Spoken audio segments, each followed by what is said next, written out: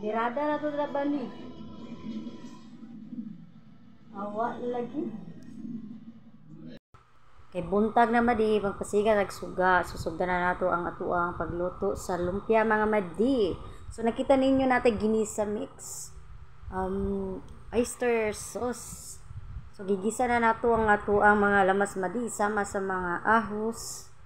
Ayan. So ngayon dapat ang siya kay madi kay with feelings man daw. Sama sa gugmay na ngayon to madi ana. So ang sunod madi gigisa na po ang Bisaya naman no. Bisaya ang gipili pati ka Bisaya man ni madi. So pag mamalitag Tagalog mo na Bisaya tangan na tog sibuyas, dahon, ayan. Sugda na nato atong mga orimos, abangan. Ang amo rin gipili madi ang gulay. Ayan, with butter. Si butter amo ang gipanggisa. Ayan madi. So ingnan lang mga persisa madi. Di lang jud ma-stress basta maglumpia hinaynayon yung binat ang wrapper kay magisi na labo pa nagpanti. So ayan madi nakabira na tag-isa no.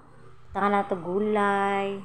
Yan irap na ni Lord Ivan. So mga bata kay madi pa sumusuway. Suwayan ninyo gluto. Okay, nanay mga future. Inigda ko nila hilig nagkaon.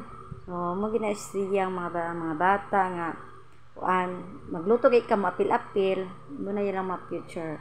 So dapat painitan na mo ang mantika with pikap na madi with palad-palad. So ayan na madi. Isugda na nato ang atuang orimos. Kita ninyo ang turo na to madi nga crispy na kayo. So ayan ang mga nagluto. So ayan na madi, ito na yung finished product natin. Thank you for watching.